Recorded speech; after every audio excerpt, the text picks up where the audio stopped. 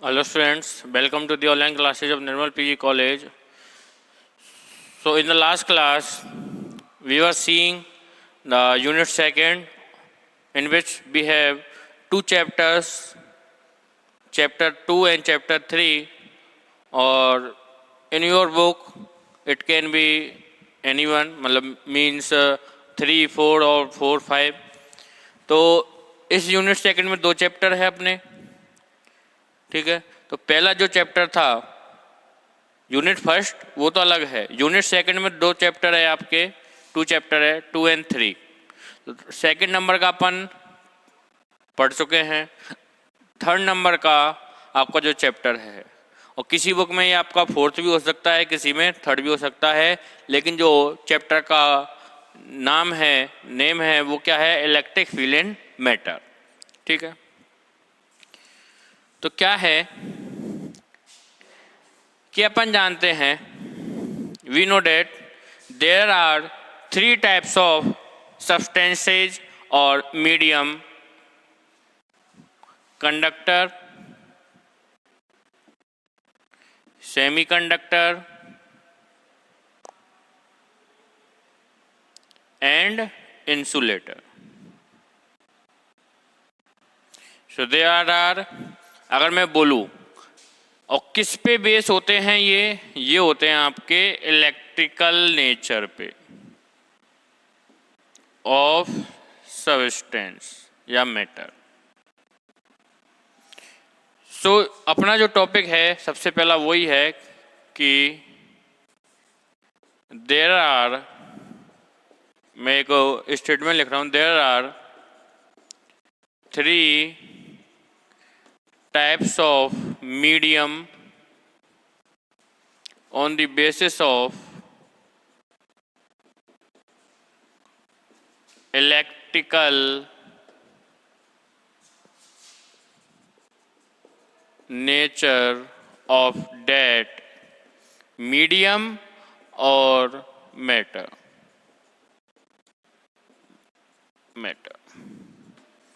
Okay, तो यहाँ पे क्या है कि कोई भी आपका मैटर है, यानी कोई भी आपका सब्सटेंस है, वो कितने टाइप का हो सकता है, 3 टाइप का हो सकता है, 3 टाइप का। कौन कौन सा? कंडक्टर, सेमीकंडक्टर और इंसुलेटर। उससे पहले एक और है, मैं सेमीकंडक्टर और कंडक्टर इंसुलेटर को पढ़ाने से पहले एक आपने पढ़ा होगा, एक होता है आपका कंडक्शन बैंड और एक होता है आपका बैलेंस बैंड। ये पढ़ा होगा आपने, ये होता है बैलेंस बैंड और ये होता है कंडक्शन बैंड, ठीक है। और कंडक्शन बैंड की एनर्जी होती है ईसी और वैलेंस बैंड की एनर्जी होती है ईवी। और दोनों बैंड्स के बीच का जो भी गैप है, gap between conduction band and valence band is called easy. क्या होता है? ईजी। ईजी को बोलते हैं अपन बैंड विड्थ और सीधा बोल सकते हैं एनर्जी गैप। ओके, तो स्टार्टिंग में क्या है कि आपका कोई भी मटेरियल है, उसमें क्या होते हैं, बैलेंस बैंड में इलेक्ट्रॉन रहते हैं, ठीक है। बैलेंस बैंड में क्या रहते हैं आपके? इलेक्ट्रॉन। केमिस्ट्री में पढ़ चुके हो वैसे तो ये, फिर भी मैं एक बार रिपीट कर देता हूँ इसको। तो वैलेंस बैंड में क्या होते हैं? इलेक्ट्रॉन।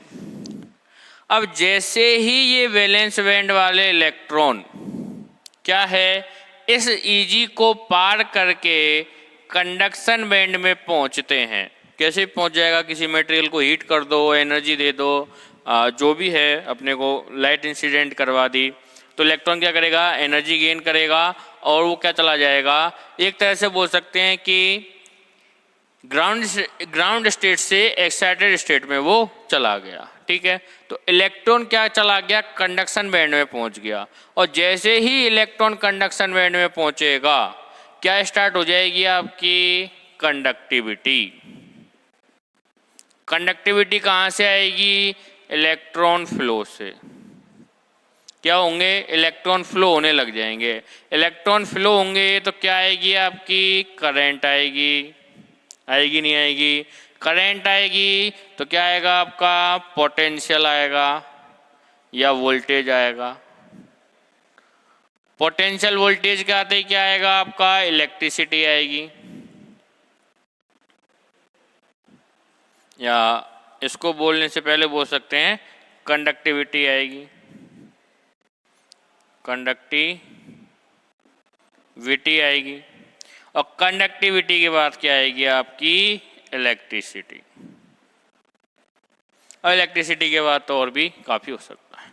तो कंडक्टिविटी आने के लिए क्या जरूरी है कि सबसे पहले तो जो इलेक्ट्रॉन है वो वैलेंस बैंड से कंडक्शन बैंड में पहुंचे, ठीक है। कंडक्शन बैंड, वैलेंस बैंड से जैसे ही वो कंडक्शन बैंड में पहुंचेगा क्या होने लग जाएगा, इलेक्ट्रॉन का फ्लो होने लग जाएगा। और इलेक्ट्रॉन जैसे फ्लो होंगे क्या होने लग जाएगी, करंट फ्लो होने लग जाएगी। और करंट के फ्लो होते ही क्या आ जाएगा आपका, पोटेंशियल आ जाएगा। और पोटेंशियल से क्या आता है आपका, या वोल्टेज से क्या आती है, कंडक्टिविटी। जितनी ज़्यादा कंडक्टिविटी होगी उतनी ज़्यादा क्या होगी आपकी, इलेक्ट्रिसिटी होगी। और क्या हो जाएगी आपकी, इलेक्ट्रिसिटी जनरेट हो जाएगी। तो ये एक वो है। तो अपन क्या चाहेंगे, what we want that the gap between conduction band and valence band is minimum या विल बी मिनिमम। मतलब कंडक्शन बैंड और वैलेंस बैंड के बीच का जो गैप है ये ईजी, वो क्या हो, कम से कम हो, जिससे क्या होगा कि इलेक्ट्रॉन यहाँ वैलेंस बैंड से कंडक्शन बैंड में क्या हो, आसानी से इजीली पहुँच जाए। तो उसी के बेसिस पे कि ईजी के बेसिस पे ही कंडक्टर, सेमीकंडक्टर और इंसुलेटर को क्या किया गया है, डिफरेंशिएट किया गया है। देखो इलेक्ट्रिकल बिहेवियर या इलेक्ट्रिकल नेचर, इसका क्या मतलब है कि इलेक्ट्रिसिटी पे, इलेक्ट्रिसिटी यानी कंडक्टिविटी। और कंडक्टिविटी कब ज़्यादा होगी, जब ज़्यादा से ज़्यादा इलेक्ट्रॉन यहाँ पे पहुँचेंगे। और ज़्यादा से ज़्यादा इलेक्ट्रॉन कब पहुँचेंगे, जब ईजी का मान क्या हो जाए, कम हो जाए, ठीक है। तो ईजी पे डिपेंड कर रहा है, यानी इलेक्ट्रिकल नेचर, सीधा सीधा संबंध किससे, इसका इलेक्ट्रिकल नेचर से। तो देखिए अगर मैं डिफरेंशिएट करूं, पहले सबसे पहले है आपका conductor.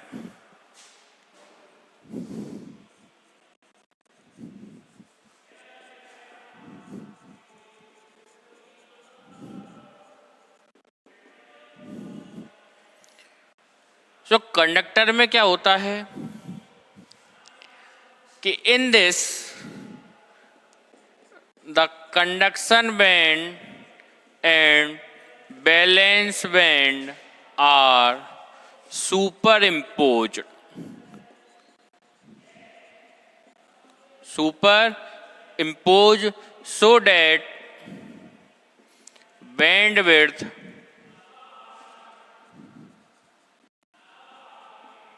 Eg equal to 0 electron volt. Bandwidth becomes Eg equal to 0 electron volt. क्या मतलब है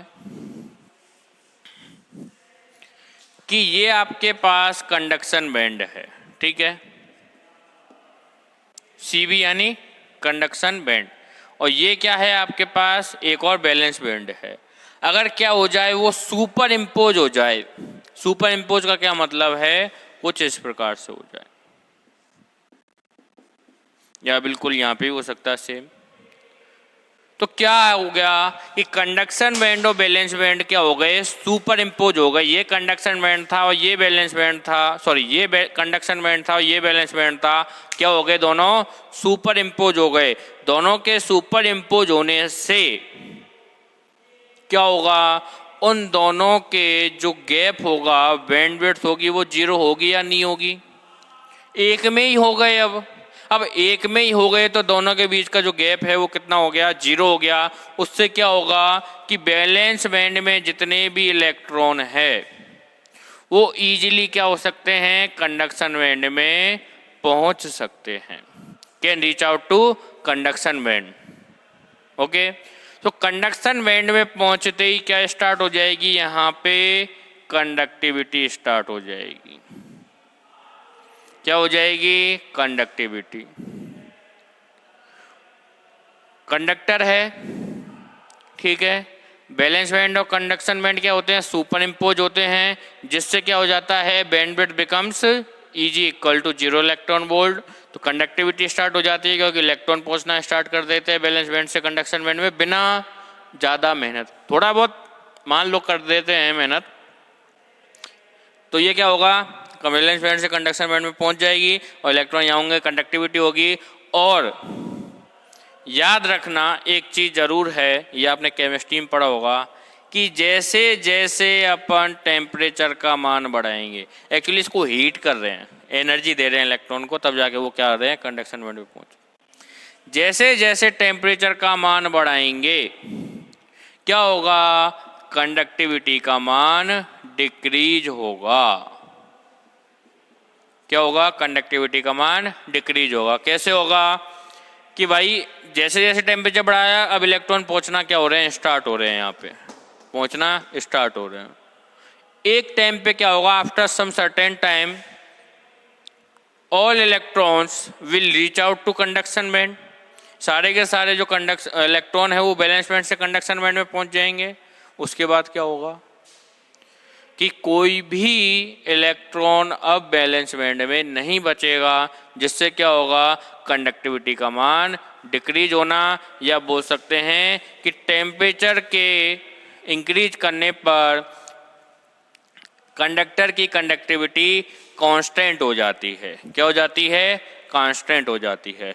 और कंडक्टर की कंडक्टिविटी का अगर मैं एक न्यूमेरिकल वैल्यू देखूं तो ये होती है, कंडक्टिविटी होती है 10⁸ मोहो पर मीटर।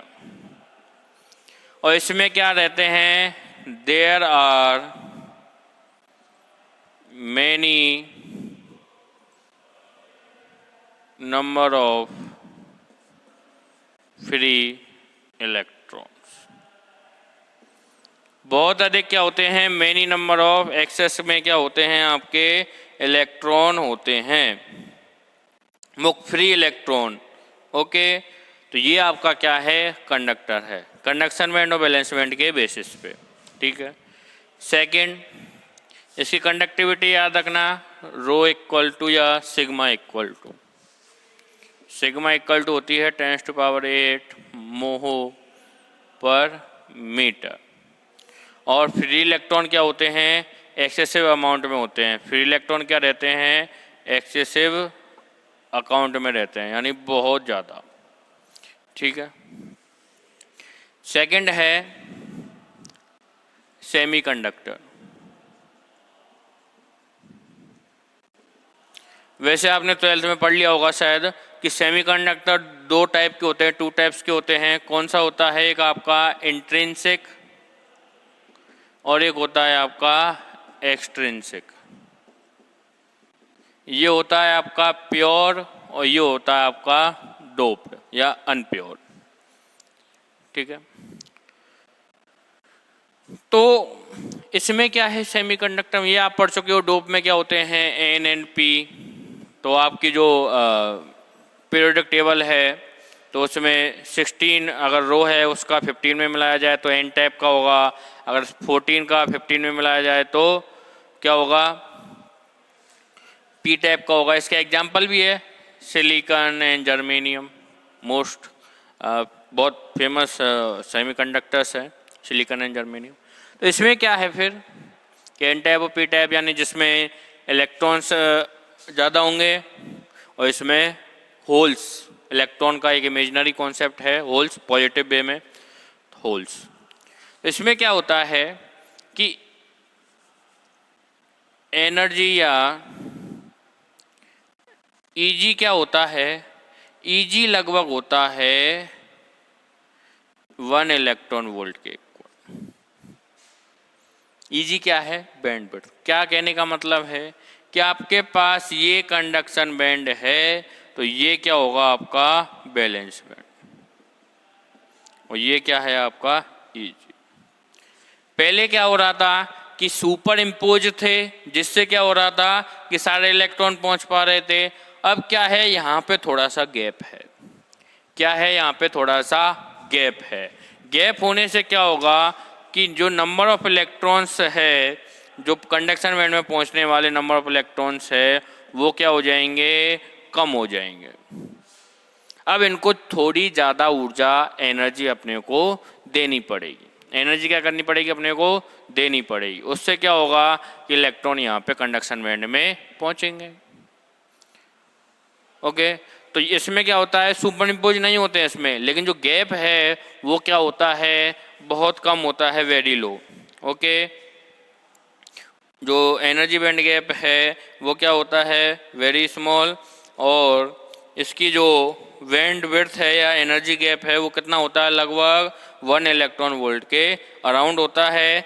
और इसकी जो कंडक्टिविटी है वो कितनी होती है, 10⁻⁻1 टू 10⁻2 मोह पर मीटर। इतने के अराउंड क्या होती है, इसकी कंडक्टिविटी होती है। Okay, clear.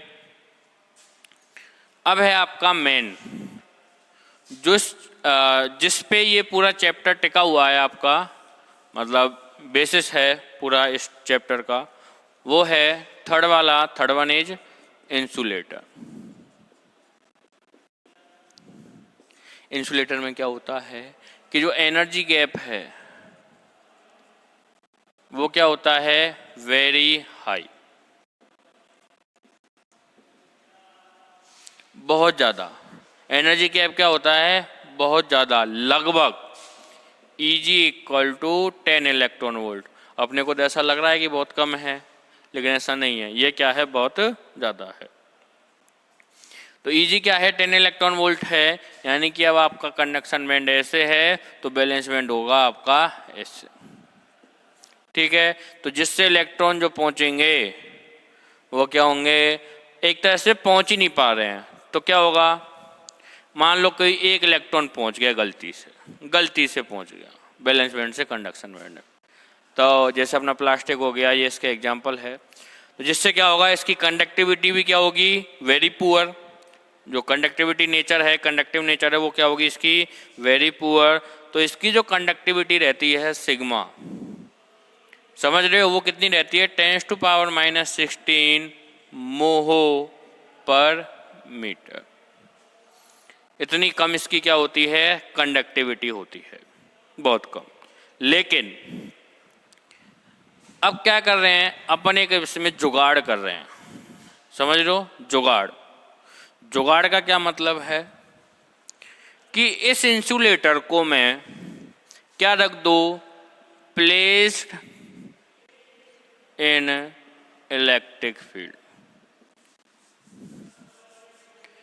If the insulator is placed in electric field। अब क्या रख रहे हैं, इसको इलेक्ट्रिक फील्ड में रख देते हैं। ठीक है, if the insulator is placed in electric field then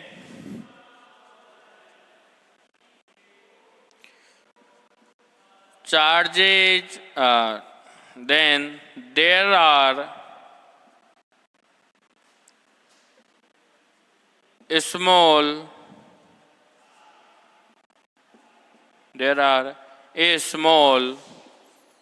localized displacement of charges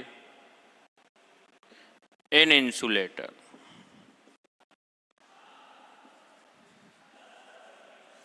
क्या कह दिया भैया ऐसा कि यदि मैं if I place this insulator into in presence of electric field, इसको इलेक्ट्रिक फील्ड की प्रेजेंस में रख दिया, it is kept in the presence of electric field, तो क्या होगा, इलेक्ट्रिक फील्ड क्या करेगा, जो बैलेंस बैंड में क्या है आपके इलेक्ट्रॉन है, एक तरह से क्या कर रहे हैं, उसको एनर्जी दे रहे हैं। कैसे दे रहे हैं कि अपन जानते हैं इलेक्ट्रिक फील्ड की वजह से, due to electric field there are force on charge Q और electron E, F equal to E। तो ये क्या करेगा, पुश करेगा इलेक्ट्रॉन को कहाँ पे जाने के लिए, कंडक्शन बैंड पे जाने के लिए। क्या करेगा, कंडक्शन बैंड में जाने। तो सपोज करना पहले बिल्कुल खत्म आदमी है, मतलब बिल्कुल कुछ नहीं हो रहा है, बैलेंस बैंड से कंडक्शन बैंड में कुछ नहीं हो रहा। अब मैंने क्या किया, इसको इलेक्ट्रिक फील्ड की प्रेजेंस में रख दिया। तो इलेक्ट्रिक फील्ड क्या करेगा कि इसके बैलेंस बैंड में जो इलेक्ट्रॉन है लाखों की संख्या में है, तो क्या करेगा, उसमें से 2 या 5 जो इलेक्ट्रॉन है, 2 और 5 इलेक्ट्रॉन्स को क्या करेगा, बैलेंस बैंड से कंडक्शन बैंड में पहुंचा देगा। यानी उनका क्या हो रहा है, स्मॉल लोकलाइज डिस्प्लेसमेंट। लोकलाइज का मतलब है यहाँ पे कि उसका जो फील्ड है वो क्या है, लोकल है, मतलब बैलेंस बैंड से वो क्या जा रहा है, कंडक्शन बैंड में ही जा रहा है, इसके अलावा वो नहीं जा रहा है। डिस्प्लेसमेंट, क्योंकि क्या हुआ, बैलेंस बैंड से कंडक्शन बैंड में वो क्या हो गया, डिस्प्लेस हो गया। तो क्या है कि if the insulator is placed in electric field then there are a small displacement of charges in insulator, so that क्या होगा इससे, due to this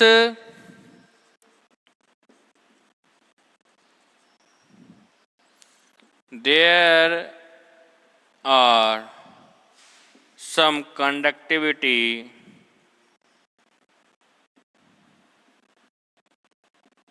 is appeared in insulator। क्या आ जाती है यहाँ पे, कुछ कंडक्टिविटी आ जाती है। कब है, presence of an electric field. ठीक है, तो इसको क्या करेंगे, in place an electric field then the small localise displacement होगा किनका, चार्जेस का, और ड्यू टू दिस क्या होगा, इलेक्ट्रॉन बैलेंस बैंड से कंडक्शन बैंड में पहुंच जाएंगे, क्या हो जाएगा, इलेक्ट्रॉन का फ्लो होगा, वही करंट आ जाएगी।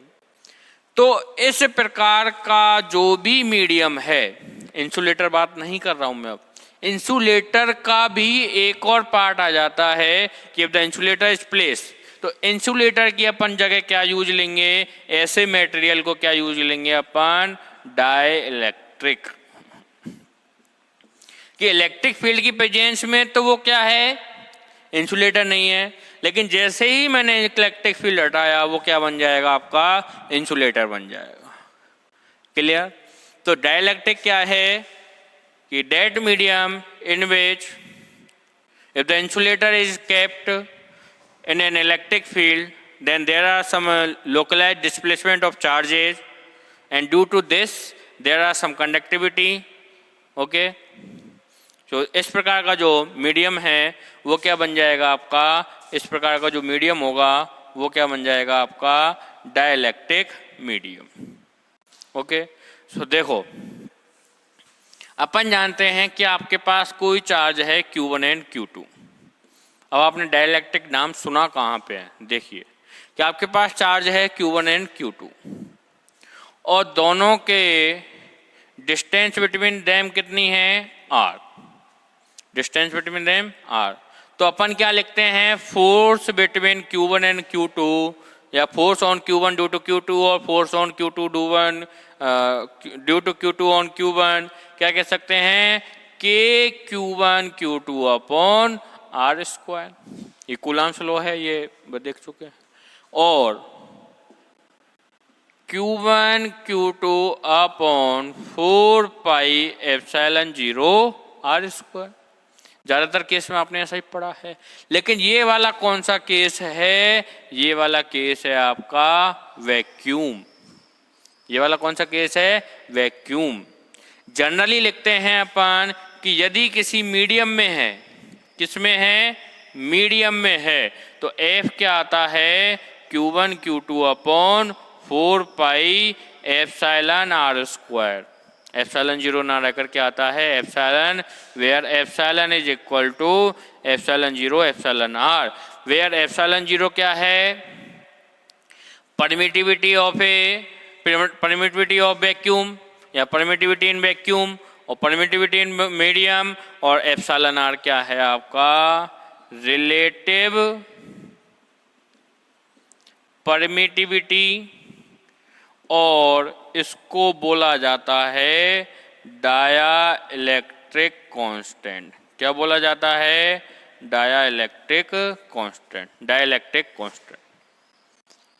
तो अब जो एप्सिलॉन है वो एप्सिलॉन 0 ना होकर क्या हो जाएगा? एप्सिलॉन आर, अगर कोई मीडियम है तो उसके कारण भी क्या आ रहा है? फोर्स आ रहा है। फोर्स आ रहा है तो इलेक्ट्रिक फील्ड भी होगा, कुछ ना कुछ तो इलेक्ट्रिक फील्ड होगा। ठीक है, तो एप्सिलॉन आर डाइलेक्ट्रिक कांस्टेंट क्या है आपका? Epsilon R. इसको बोला जाता है रिलेटिव परमिटिविटी। परमिटिविटी में आपको बता चुका हूँ कि कोई मीडियम या कोई जो मैटर है वो अपने इनसाइड में कितनी इलेक्ट्रिक फील्ड लाइंस और कितनी मैग्नेटिक फील्ड लाइंस, परमिएबिलिटी आ जाएगा वहाँ पे मैग्नेटिक फील्ड लाइंस में, जैसी आपको करूँगा म्यू। तो यहाँ पे एप्सिलॉन है तो कोई जो मटेरियल है वो अपने इनसाइड में कितनी इलेक्ट्रिक फील्ड लाइंस एंटर कर पा रहा है, वो क्या होगी? उसकी परमिटिविटी होगी। ओके, अगर इन वैक्यूम है तो इन वैक्यूम हो जाएगा, अगर इन मीडियम है तो किसी मीडियम में हो जाएगा। मीडियम लाइक वाटर, गिलास, समथिंग समथिंग। ठीक है, तो मैं बोल रहा हूँ एक स्टेटमेंट और बोल रहा हूँ मैं, फिर अपन यहाँ पे इसको एंड करेंगे आज की क्लास के लिए। क्या बोल रहा हूँ कि force between charges Q1 and Q2 is larger or is larger in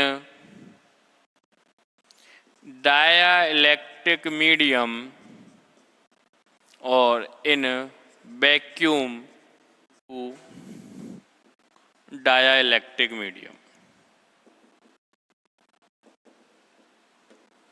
कि आपके पास दो चार्ज है Q1 एंड Q2, उनके बीच में जो लगने वाला जो फोर्स है वो क्या होगा? वैक्यूम में ज़्यादा लगेगा कंपेयर टू डाइलेक्ट्रिक मीडियम। कैसे?